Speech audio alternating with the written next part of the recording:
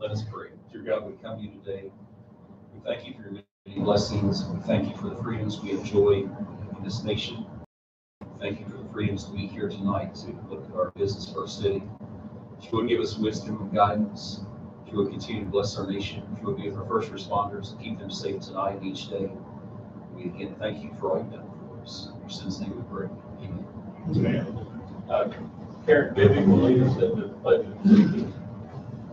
I pledge allegiance to the flag of the United States of America and to the republic for which it stands, one nation, under God, indivisible, with liberty and justice for all.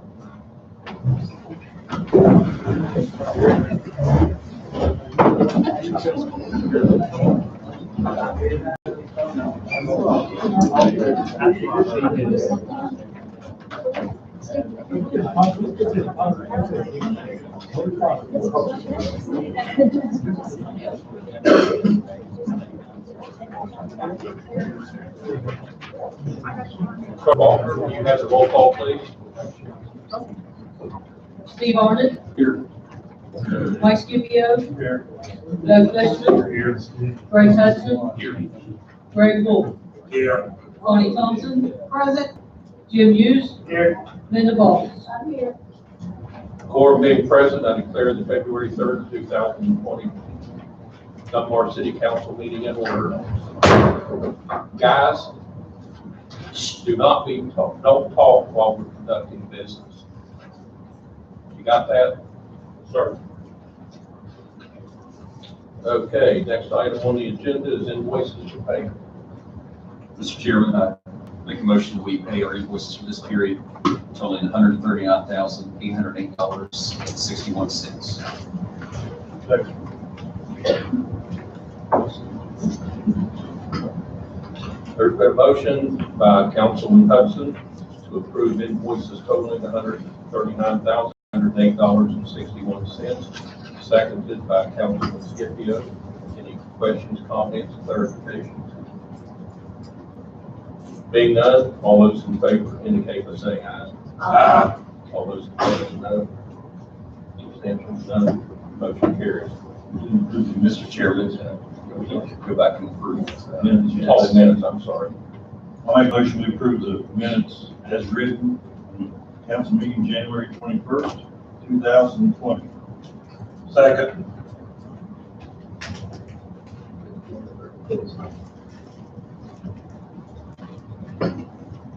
I'm sorry, the Google standard got me off track. I won't be mean to anybody else, maybe. There's been a motion by Councilman Fletcher to approve the minutes of the January 21st, 2020 council meeting, seconded by Councilman Wolf. Any further, any comments, questions, or clarifications? Being none, all those in favor indicate by saying aye. Aye. All those opposed? None. None. Motion carries.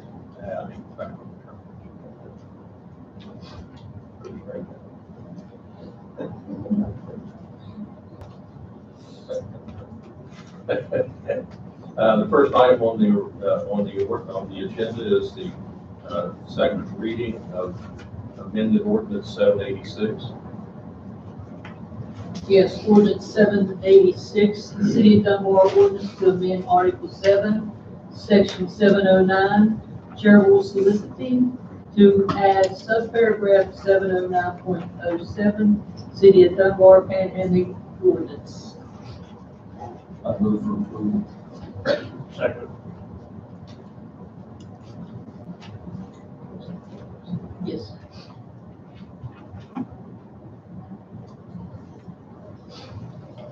There's been a motion by Councilman Arnott to approve the second reading of amended ordinance 786 to amend section 709 charitable solicitations to add subparagraph 709.07 City of Dunbar Panhandling ordinance, seconded by Councilman Scipio. Any comments, clarifications? Mr. Chairman, if I could just make a statement to clarify a reminder. 2 weeks, or the last meeting, we amended it to reduce the price from $5 to $0. So this is the second reading of that amended version. further questions, comments? Citizen comment? Being none, it'll be a roll call vote.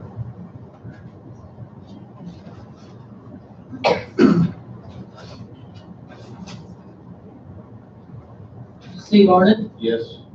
Ed Scipio, Yes. Craig Hudson, Yes. Doug Fleshman, Yes.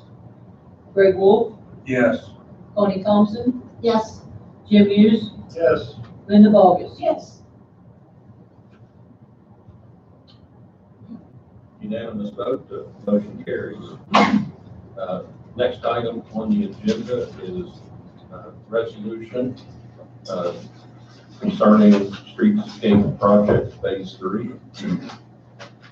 Yes, Mayor, this is resolution, be it resolved that said members of the city council commit $66,566.75 as a local matching fund to the West Virginia Department of Highway Transportation alternate plan of $326,324 grant for the project entitled Streetscape Dunbar Avenue from 14th Street to 16th Street, Dunbar, West Virginia, which project will include construction of new sidewalks, crosswalks, and amenities improvements such as paving, accents, street lights to improve accessibility and mobility for the city of Dunbar. Make a motion, we accept the resolution as presented. Second.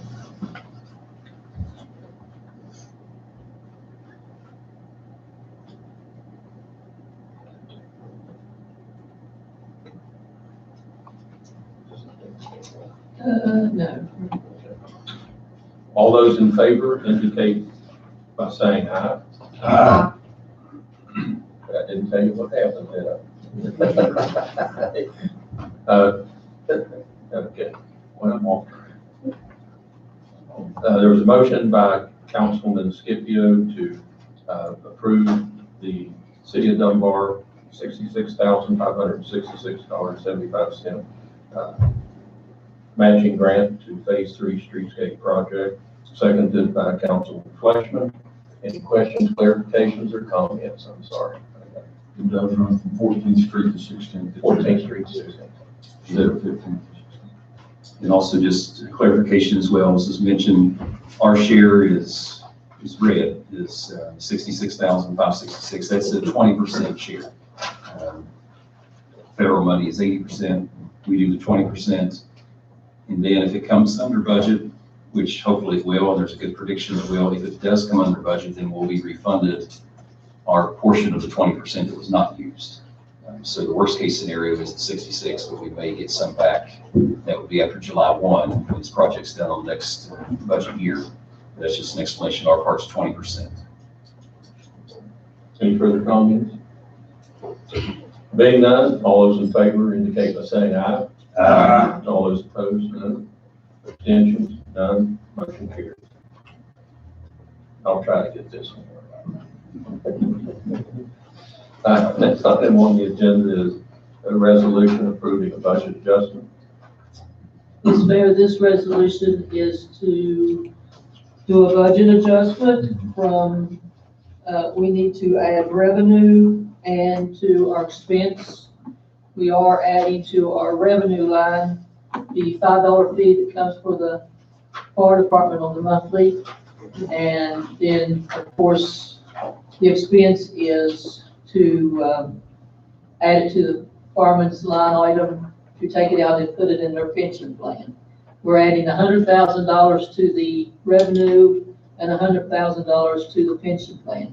It may be over that, it may come in less.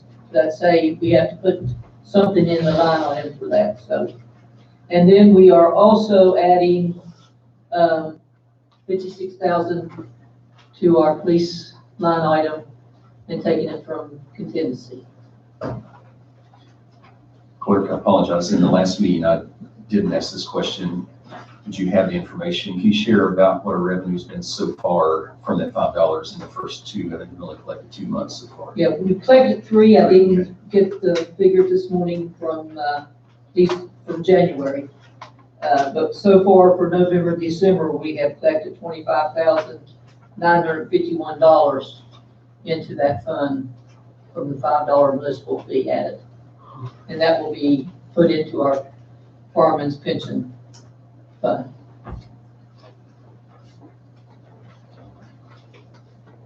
Any further questions, comments? Being none, I would entertain a motion to approve the resolution. So moved.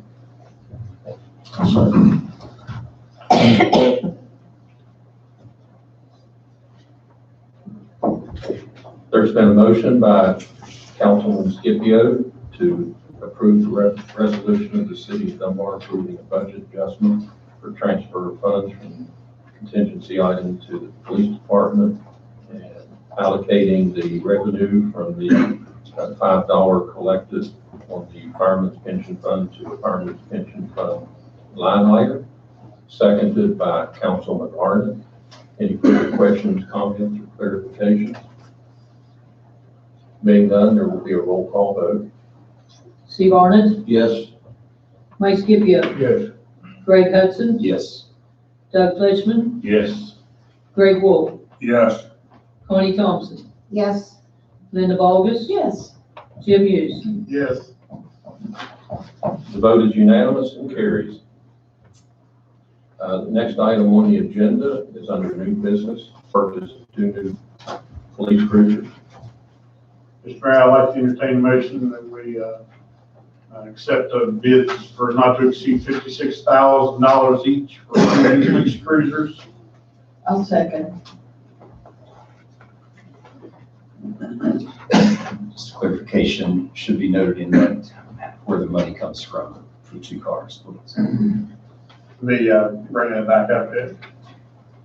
I'd like to make a motion, we accept the resolution with $56,000 each, not to exceed really $56,000 each, set aside from the police department funds and other money to come out of the police department's line item, equipment line item.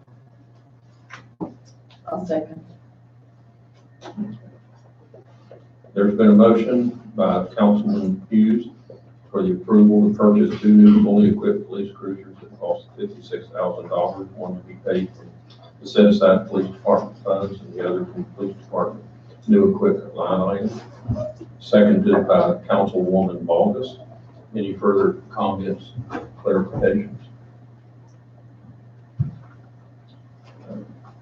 Being none, all those in favor indicate by saying aye. All those opposed, no. Abstentions, none. Motion carries.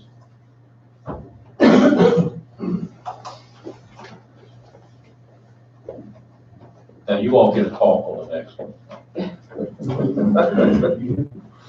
Next item on the agenda is just an open discussion of sale of medical marijuana in the city of Dunbar. As you all are well aware, there's, the legislature has approved medical marijuana in the state, and there's people scurrying all around trying to find locations for the sale. There's different people have different opinions, and I think it's the council's position that is something that the community needs to be involved in as far as the decision. So we desperately want you all to have your input on what your thoughts are for, against, neutral, or whatever. There's not going to be a decision made tonight. Just want to start the open dialogue because there are people that are contacting the city on a regular basis wanting to know what the zoning restrictions are for the city of Dunbar relative to that item. So, come on, folks, let's have some comments. Don't be shy. Yes, ma'am. Is there any data to show good, bad, or indifferent from cities that have had it for years or for some time? You can only look at the history from Colorado. Some places like that. Yes, Carol. Okay, I'm familiar with the state of Washington, and they have the sale of medical marijuana and marijuana. you can have a store that sells medical marijuana in a location that can be next to a pharmacy, a drugstore, any store, but they may not advertise, they may not produce shirts, they may not produce coffee cups, or anything that says that this is what they are. The only thing they have is a green cross that indicates medical marijuana. And they're fine. Nobody abuses them, and there's no reason not to have a medical marijuana store in the city of Dunbar, because it will not only bring in a great deal of revenue, but you're not going to have, like a lot of people think, you're not going to have a lot of bums standing around, because we will have ordinances that will not allow that. So there shouldn't be too much of an issue. That's my opinion. That's what we want to hear. Yes, ma'am. I agree with Carolyn. It'll bring in a great deal of revenue. It doesn't attract the homeless. They're well regulated and monitored. If it's beside a pharmacy or they're in the vicinity, there probably have to be some land cleared. No, it's just, you're not growing it, you're selling. Well, I mean, to build the building. It could be in any building that is a business building. It could be next to what. Apparently, the people that are asking you questions know something that we don't know, and that is they're not looking at buildings that are adjacent or connected to a pharmacy. They're just independent buildings in a commercial zone. So I don't know what the state code is for that 1,000 feet of school, 1,000 feet of school. pretty much it. They've already picked out a building they want to move to. It's outside of the 1,000-foot radius. They're very well regulated. The more you go in, you have to have a medical marijuana card issued by the state of West Virginia. You have to have a valid doctor's prescription to get in the door. There's no loitering on the parking lot by anyone. They have no guards inside of the building. They picked Dunbar because the building over here they want to buy is a prime location from South Charleston, the interstate, Dunbar Institute. You can't get a better location for sales than that. And again, it's well regulated. But absolutely, you can't get through the door unless you have the card and the prescription. And in other states, they have actually found that the marijuana sales is not as big as you think. And the medical marijuana is not as large as you think either. But when you have a store that's in a location that's easy to get to, and it's, you have people coming in from Ohio and Kentucky, I can guarantee you they'll try it.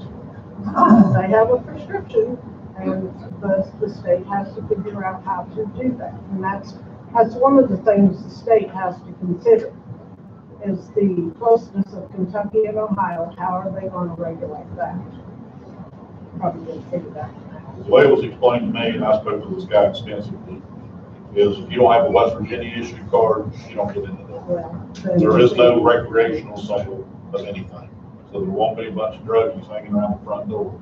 You can't, once you buy it, you get in your car and leave. You're not even allowed to linger on the parking lot. Well, and once they start selling marijuana, which I have a feeling that will be the next issue, again, it is not that big of a deal. Not as much as a lot of people think. It really is not. The guy sounded like they're pretty self-regulated too, because it is a new business. They want to make a good impression on all the neighbors.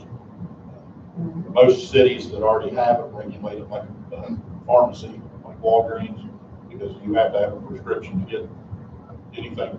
I mean, classified stuff from the pharmacy itself. So it's basically the same thing here. It's tacked to the pharmacy rate, and then. Does anybody else have anything? Yep. You said 1,000 feet from a school, does that include daycare centers as well? School, public school. Is there any way the city can add to our ordinance that they have to be away from daycare centers? The closest daycare center to that building is further away than the school. From our perspective. Especially for future reference, if you might want to come a little closer to that, is there any way we can go ahead and put in the ordinance, 1,000 feet from school and daycare, in case somebody else comes in? and wants Okay, to- I think you probably attended a lot of the planning and zoning meetings and understand some of the key functions of planning and zoning and setting restricted areas. You can't set them at such a limit that you cannot have them inside the city. If you permit it, you've got to permit it to where it can be located. So you can't set the restrictions to the point there's absolutely no place in. You even have one of the maps that Matt and I did that showed all the setbacks for all the various businesses and circles around every one of them we had. And if you looked at it, I mean, it is so restricted as to where you can and can't do something. And we had to change some of the setbacks in order to allow permitted businesses. So you can't use a setback in order to not permit it anywhere in the city. I think it's a good idea, like she said, I'll bring in revenue from the city, you tax it, I'll bring in revenue. I don't really see any real problem. I mean, you're gonna have people who are gonna push back no matter what you do with it, whether it's marijuana or something else. But of all the places that I have read about and looked into and kept up with, it's well regulated and monitored. I have a question, but it can't be answered tonight, I don't think, because our attorney's not here, but on the financial side, because there is a conflict still on, since it's federally illegal, but state legal, how they handle their money, and then also when it comes to even B&O and B&O sales tax, I understand, right, since that is, I mean, No. since it's classified. Well, there They is. get no federal tax breaks at all. Okay. No depreciation, no anything. Then the question we would have also as a city is, okay, what about that money? How do you handle something though, money revenue coming in that's in one sense legal, but in another sense, by another agency illegal? And if we collect the revenue from the taxes, could it be, I'll just throw these out there, could it be required to be given back since it's illegal in one zone and legal in another? And I don't know the answer to that, and our attorney's not here. Those are some things we'll have to look at as well. You know, some people might argue that the state has created a safety umbrella for whatever it's worth by legalizing it in the state. Now, if you believe in anarchy, where the state can pass laws that are in violation of the federal law, you know, then I guess that's an okay law. And I just wish the federal government would just decide medical marijuana is proper, pass it, and we can get away from all this illegal work about whether it's legal or illegal. So that would be my first comment. My main concern is that marijuana alters someone's ability to function or perform. So if someone is driving under the influence, how do you test whether somebody is short of a blood test or something, some other type of test, whether they were under the influence, and what are those test limits? We have certain limits right now for the city that restrict what level of marijuana you can have in your system. The test limit right now is 150 test tubes. Anything in excess of that is considered a violation.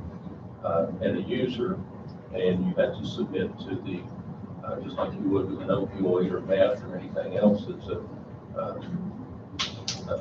a prohibited drug. And then you have to go through counseling and so forth to get yourself made and maintain your job. We had one employee tested at 2,600 test units and 150 is passing. We had one at 1,600 test units, and one at 1,500, one at 11, and one at 12. So they no longer work for the city. They found employment somewhere else because they did not want to change their lifestyle and their habits. So, you know, where does that take us from having a functional position, you know, workforce out there? And if someone is involved in an accident with the city and they test positive for drugs, then the city loses on liabilities. Yes, ma'am.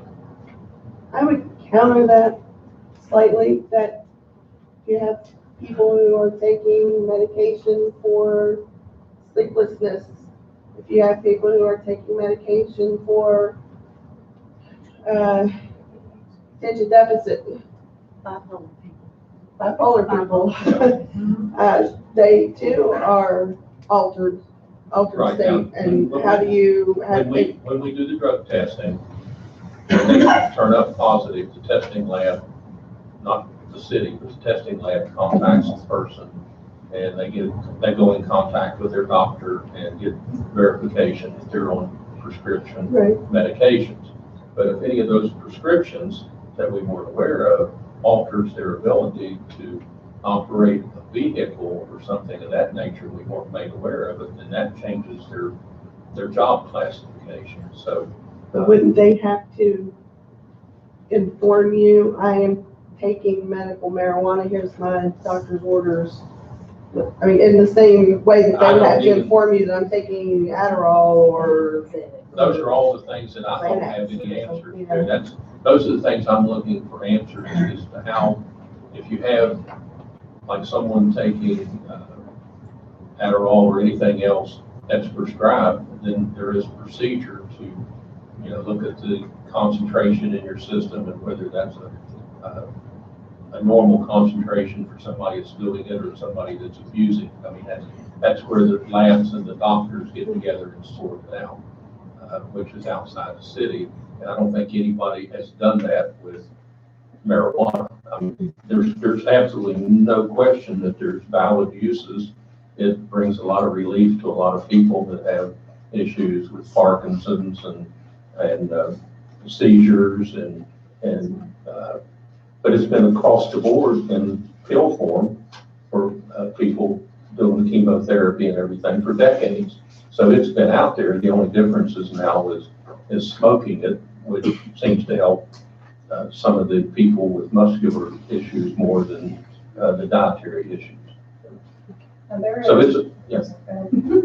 there is a, in Florida, because they allow medical marijuana right now, but the company I used to work for, when we lived down there, even though it's legal in the States, if there's an accident, they do not cover that. They still drug test their employees. If you fail the drug test, you don't work there. That company still has the guidelines. So it might be something, I don't know, as city government, you might be able to, you know, you can still keep your employees at higher standards or they can't test positive or anything like that company does, but that's something you might want to check on. I mean, and I think that's what really the legislature needs to do is to really protect all the employers and the other political subdivisions, because if you're going to say it's approved as medical marijuana, then there needs to be some protection or some guidelines to ensure that someone can maintain their job if they need to be just legitimately prescribed and they need it. And we need to figure out a mechanism under the law that can be tested, taken care of, and they can maintain their job.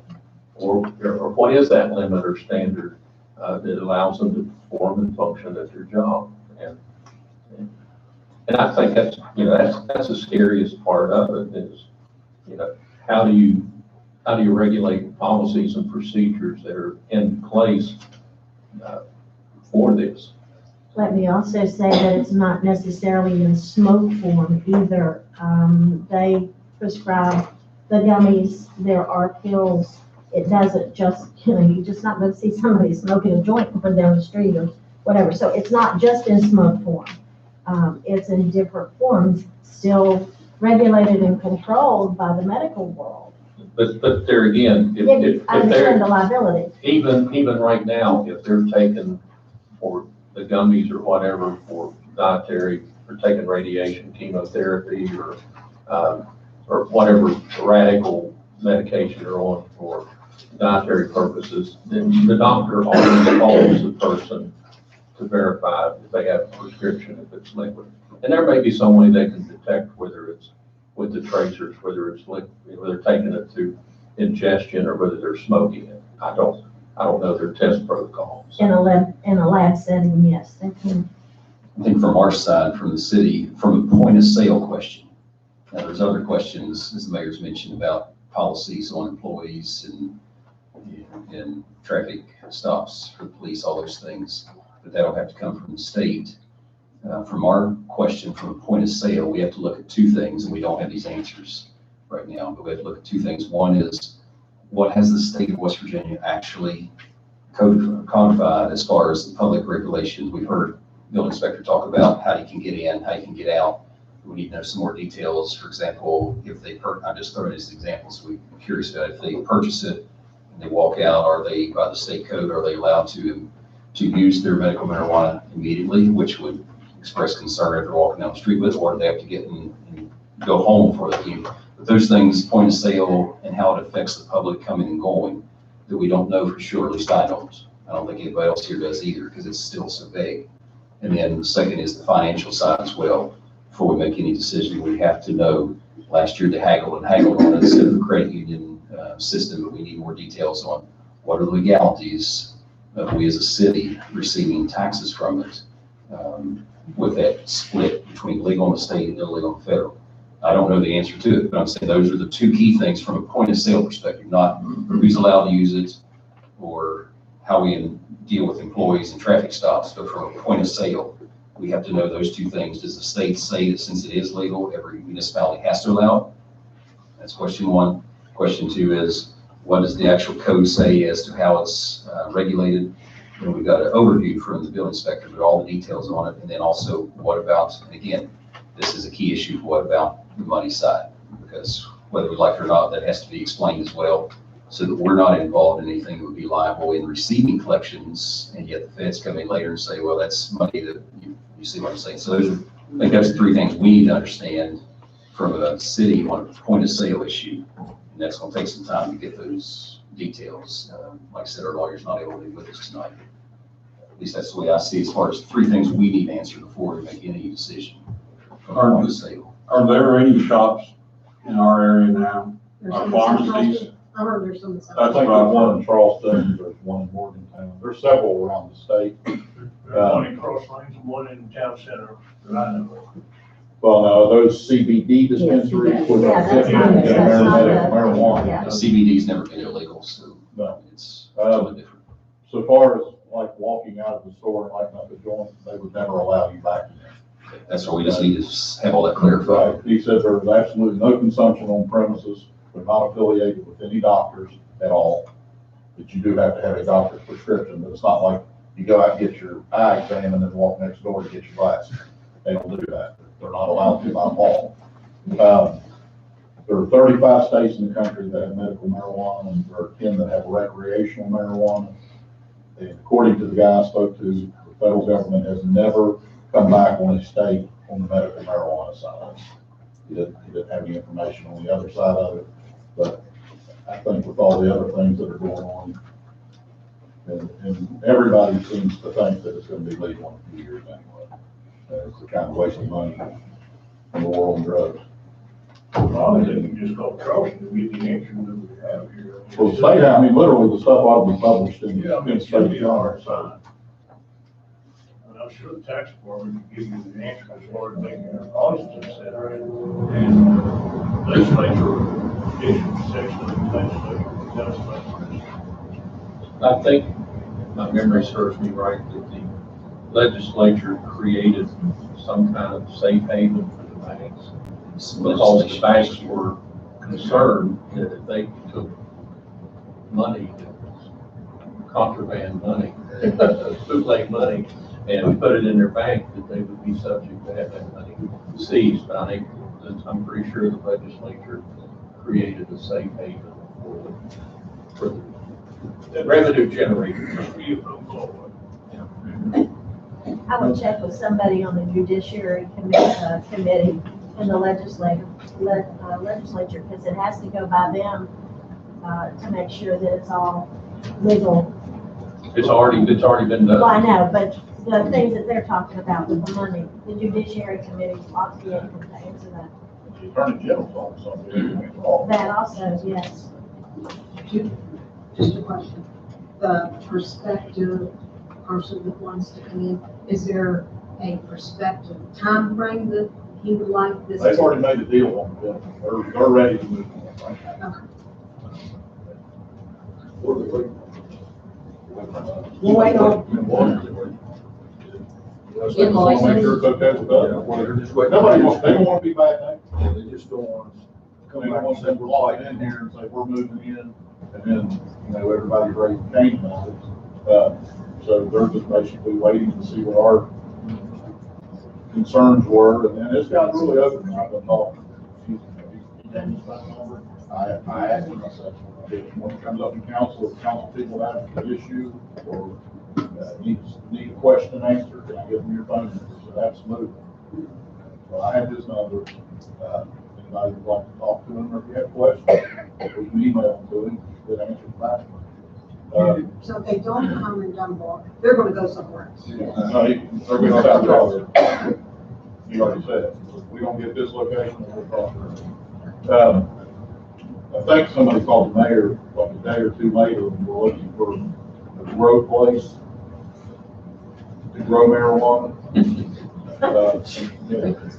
Well, he gave me the address of where it is, and it's not in the city. And I told him that sure will not be acceptable to the city. Perfectly legal, it's just got to be real high security and everything, and it does go on all over the state. I told him where the choice of business was. Not really a good choice of business.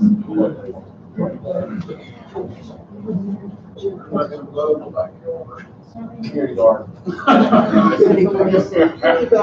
My question would be more so directed to you. It sounds like you talked to this gentleman more about it than anyone. Did he give you any kind of revenue idea, estimate, what it would generate? He said it would make between $1 to $4 million a year. Which gives us pretty, just unlike a regular pharmacy. Pharmacies, prescription drugs are not taxed. This stuff has no tax breaks anywhere across the board.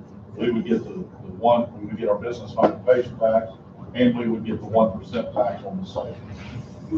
Plus all the federal taxes and state taxes on top of it. It would be worse than a can of soda. Yeah, so, what we look at, Connie, 1% on the sales tax, 0.09 on the B&O. So, depending on the sales, we could potentially make $50,000 to $100,000 a year. But all it is,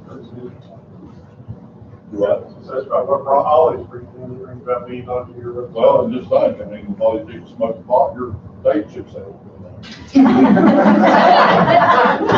Personally, several years ago, I said, and I'll still stand behind this, eventually, I think marijuana's going to be legalized, and I think that they should just go over to the storefront and sell it there, and we could charge them, and sales tax and all that. Instead of being in your neighborhood to where the DEA comes in and wants to do raids on a house and causes your children to be upset. What road does it, they don't do that. I think That's just my feeling. the other side of that is that the honest person who needs it and has it prescribed for medical purposes is not going to be paying street value for marijuana. They're going to be paying a very high price for that, and it might be about 5 to 10 times more than what you could buy on the street. Yeah, this stuff is genetically engineered to do different things. You have depression, they have the formulation in the plant itself that helps with depression.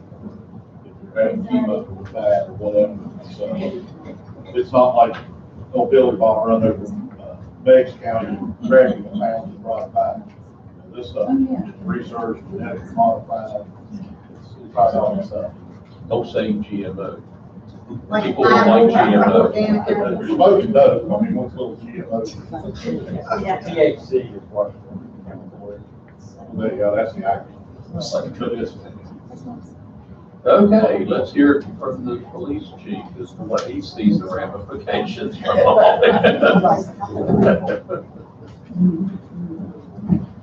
I know a little bit about it. I don't have to think about it right now. I don't have a problem with it. I wouldn't have a problem with that. I mean, do you see any enforcement issues? No, because the people going in there that need it, I don't believe they're going to risk coming out the door and selling half pounds on the side to someone for profit. Knowing that they would be violating the law and like risking their own car and everything. And I don't think you can buy very much in how many. I mean, that stuff, it's very, apparently very potent and I might touch on a few issues. As far as the employees go, when a lot of these states legalize, there's a lot of proteins that make it pretty sports. Those players tried it, they have lost in court saying that the NFL and MLB can't, their employees, they can't take it. No level of THC. That'd be the same as alcohol. We have no tolerance here.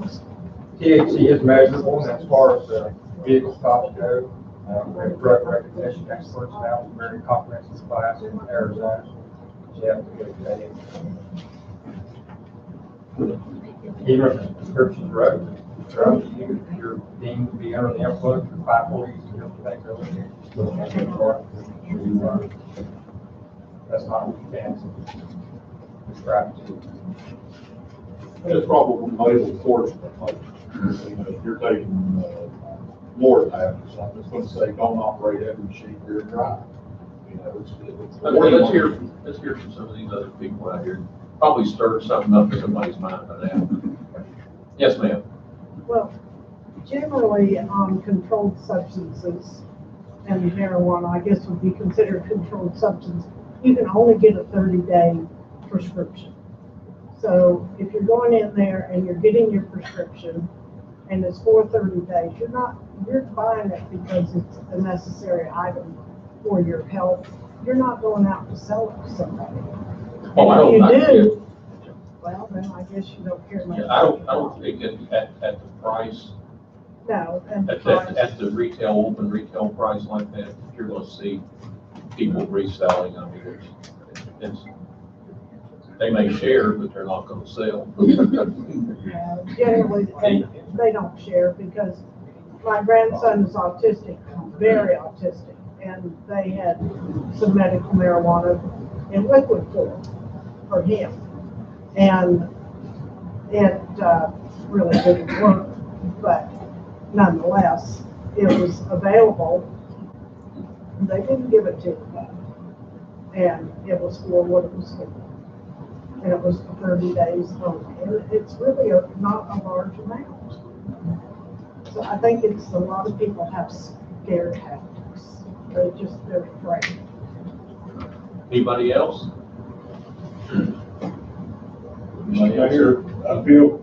I think the issue is, whether we're for or against it. I have hashed this over, prayed about it and everything, whether we're for or against it. The point is, it's going to happen someplace. And I feel that the city of Dunbar, because we need the revenue, because we have so many business storefronts that are empty. And it doesn't look like they're going to get filled up anytime soon.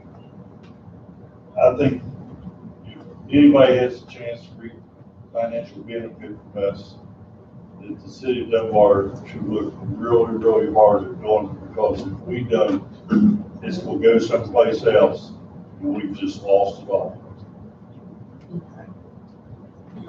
Okay, What is the time frame? Sorry, Mayor. What is his limit? When does he need an answer? This guy, this particular one. Last week, Okay. The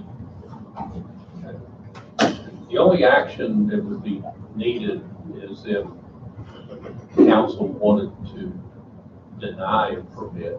And right now, it would fall under a building permit in under a pharmacy.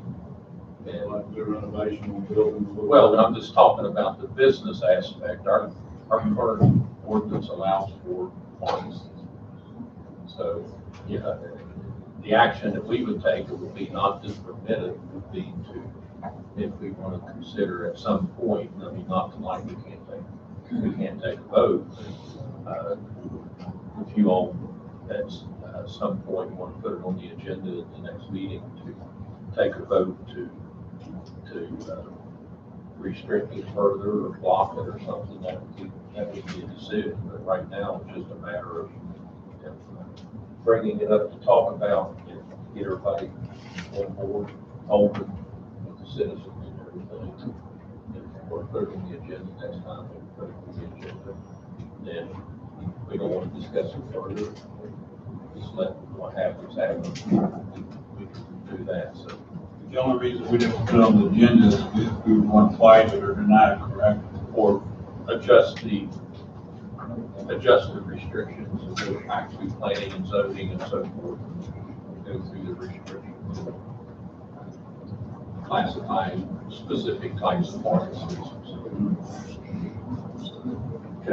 Mayor, could I request that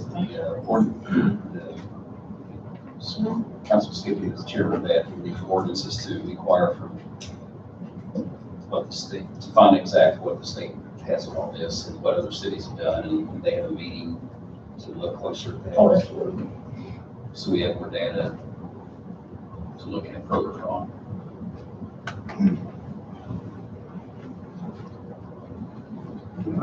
Hugh, would this gentleman be willing to come in and talk to us, give us some more information for our citizens See to? why it wouldn't. They're wanting back on, he didn't give me enough time frame to bring it up to anybody here. He basically called me and said, hey, you want to put marijuana store? You got a problem? I don't make those decisions. So I talked to him, got as much information as I could out of him. Like I said, if you have a question, he's more than welcome to talk to you. If you send him questions, or I will see if he's available, or somebody from that company will come speak if you want to see it. You would be better versed on the regulations, like, how much they can get and stuff like that, so that, they're not going to go in and come out with a big grocery bag. Yeah, I don't think they can afford to do that. I think it'd be proper though to send it through committee first, that way it can be examined by itself in the meeting versus mix it with everything else. Yes, ma'am. Yeah, I have a question. Has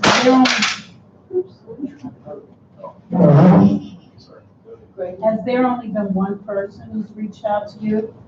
No, there was another one that reached out to the mayor. I didn't get that call. But, So there's only two so so far? far. Okay.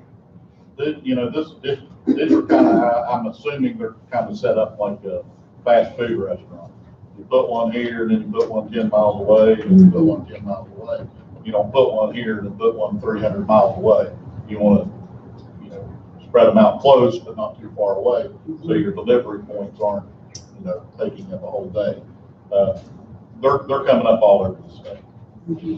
So it's just a matter of time. This guy was very forthcoming with every question I asked him. I tried to think anything that anybody up here would have an objection on.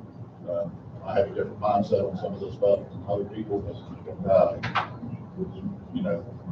I'm the one who kind of regulates what businesses go where here as a zoning officer, and I don't want to bring a business in that Dunbar doesn't want. Exactly. So I wasn't, I just didn't say, oh yeah, come on, we'll be happy with the money and, your presence. That's not what I did and would never do. I spoke to him, he told me about the financial possibilities of it. I asked him a lot of questions about the legalities of things, and like I said, he was very forthcoming with everything I asked. Exactly. So, Okay. it sounds like a good revenue creator to me. And like you said, if he doesn't move here, he's moving somewhere close. Right. So it's If we wait too long, we'll lose. absolutely. That's right. I agree. Well, Dana Mike's got you part of it. I have to count on 100,000. No, Dana Max has nothing to do with it. Dana Max didn't bring his business to you. They only deal with existing businesses that we haven't contacted, not new. I didn't know if this business would find from somewhere else. No, I think they kind of go hand in hand with the growers. okay, wait a minute, let's just, I don't know. let's get some people here.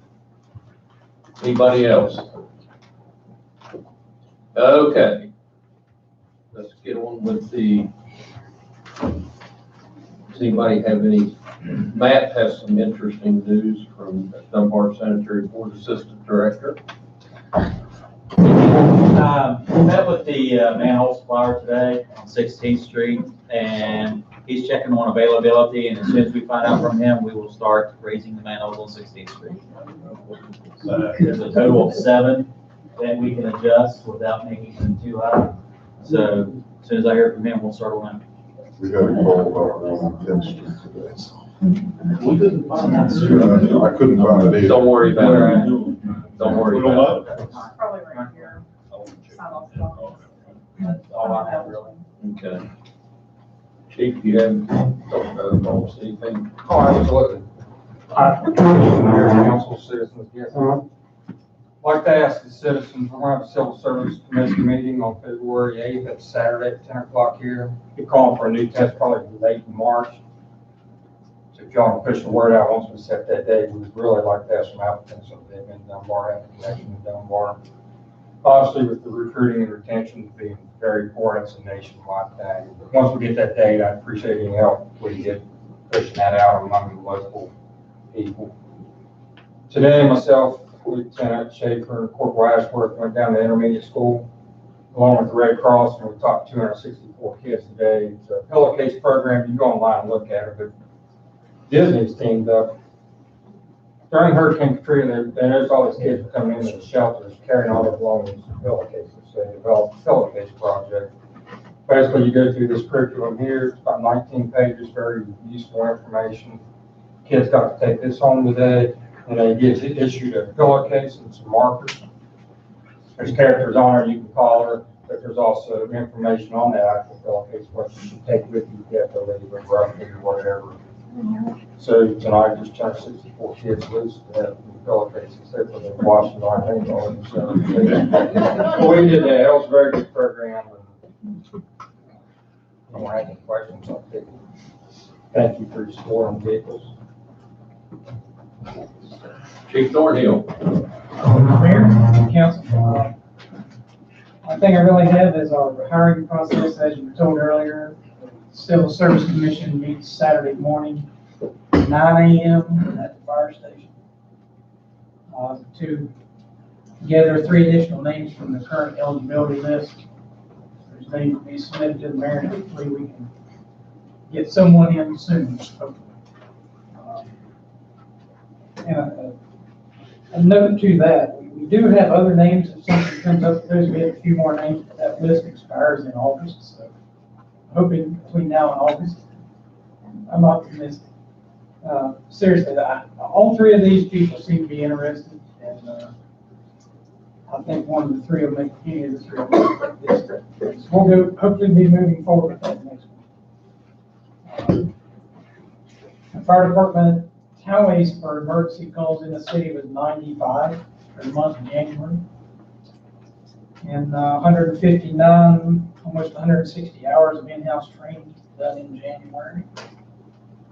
And I think that's all I have. I'll take anyone's questions. Building inspector, Hugh Leishman, and don't talk about where. I really don't have a whole lot going on. We're trying to keep cleaning the office up quite slow right now. Permit sales were way down for January. They're not starting off with gangbusters this month either.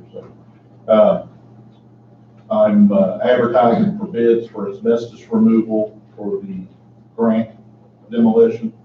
It'll go in the newspaper tomorrow, so we can get that moving and get that asbestos off of it, and then we'll go through the demolition bids after that. I'm still waiting on the deed that got piled up somehow or another to come back through, and then we should be getting 2 or 3 more properties. Obviously bring them to you before we accept them, but they're all condemnable and demolishable. They're just eyesores that will bottle taxes. Purchaser said he was better make it good. Get rid of it.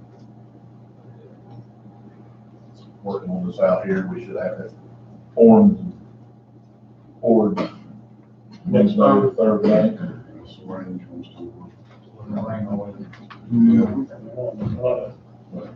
Weather permitting. Cleaning up 196 4th Street. They're on the corner of Dunbar Avenue and 4th. The owner is deceased, and the transient kept breaking into it because there was a lot of buildings to hide behind and bad fencing, so we've got remediation and cleaning up the backyard to make it less accessible. Vandals. Other than that, still working on it. Pound your head is involved. I'll take any questions from anybody other than about marijuana. What about the group on One Street? Is anything coming? What? The group on One Street, behind Barber School. Is there anything moving on it? Oh, you still got it for sale. We're to the point now, I think I'm just gonna write a letter and tear it down. All 3? All 3 of them. Like to clean off the place first. I tried to talk to guys, I talked to a couple of developers, tried to talk to them, but now, I think it'd be a nice addition to that area. A big long lot. Right at 100 supply, 300 feet. About 4 or 5 townhouses in there. Garage, floodplain issue.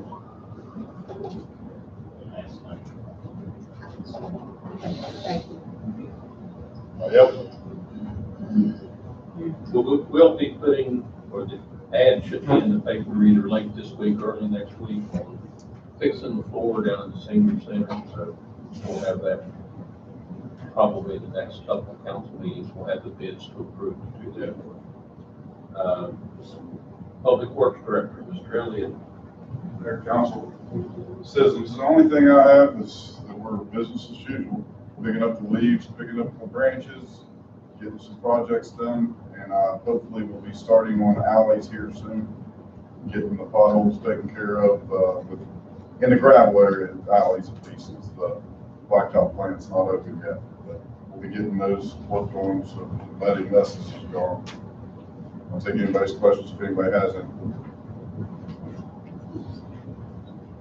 Recreation, Mr. Jones. Thank you, Mayor. Don't forget, next Saturday, the 15th, Critter Dinner.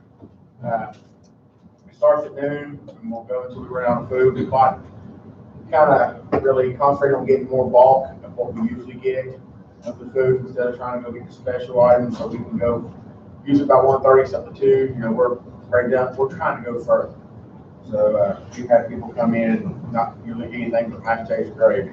Don't forget, parking is at Shawnee. I think the bus will start running between 11:30 and 11:45. Park down there, they'll shuttle you up to the front doors and take you back. I gave council and mayor and clerk your VIP parking passes.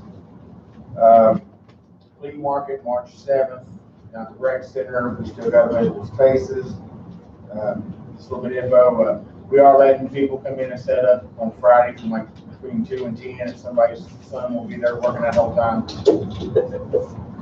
And then the next day, we'll probably open the doors up at 8 o'clock, let it run until about 2 or whatever. Please come down and see us at the rec center and fill out an application. Tomorrow morning Tomorrow morning. for these ladies. And then also, just a reminder, meeting in the morning for Parks and Recreation, 10 o'clock in here. The ones who are on that board, go over a few things to be done.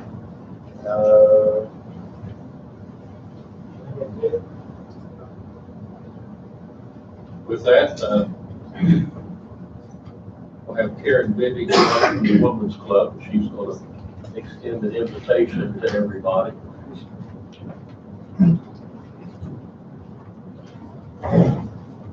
Mayor, County Council members, citizens of Dunbar, pardon my voice, I've got Kanawha Valley bred. The Women's Club of Dunbar cordially invites all citizens of Dunbar to attend the 2020 Lead Candidate Evenings. You know, as I said before, there will be 2 events this year. The first event will be for all registered candidates for City Council. This event will take place at the Dunbar Recreation Center on March 26th, 2020, beginning at 6:30 p.m. We ask that everybody please be seated by 6:15 and ready to roll. The second event will be for all registered candidates for City Clerk and Mayor. This event will be held at the Women's Club of Dunbar Clubhouse on March 31st, 2020, beginning at 6:30 p.m. Each candidate will have 3 minutes to speak about the platform, and we will have timekeepers, and the 3-minute time limit will be enforced. We'll be taking questions in general from the audience, so be sure to raise your hand if you want to ask a question at the time.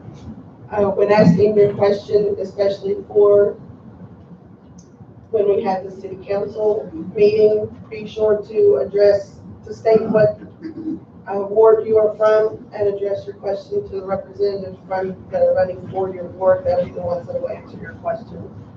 And we're going to have a question and answer about 45 minutes where everybody will be able to get the questions asked and answer it. Well, not everybody, but most people.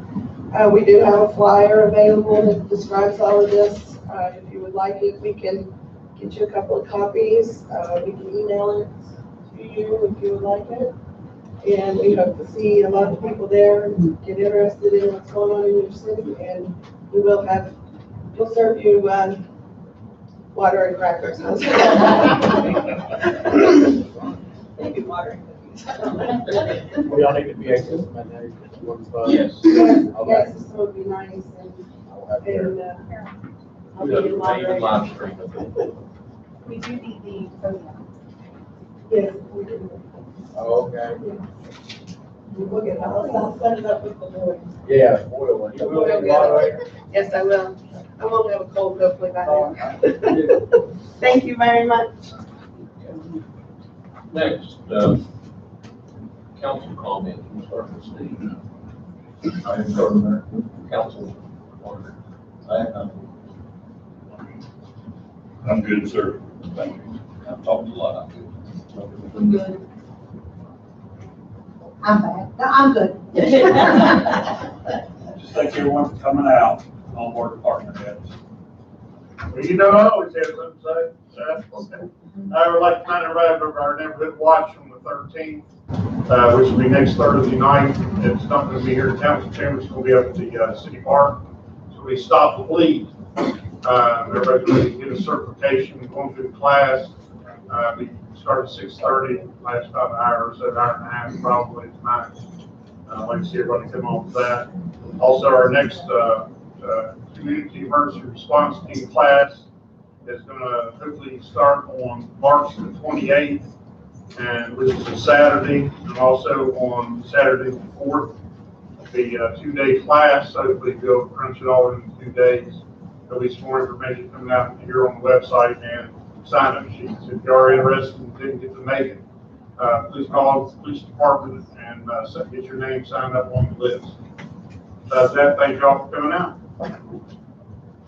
I have had a lot of positive response about the city sign at 10th Street. I want to thank everybody that was involved in getting it going and getting it put out. So everybody likes it. It's such an improvement on the other one. It's pretty. I just want to thank everybody that has come out this evening. We appreciate your attention to the city of Dunbar. So thank you. Anything from you all out there for the good of the order? Mr. Mayor, for the good of the order, if there is no other city business, I move that we adjourn this meeting. Whatever.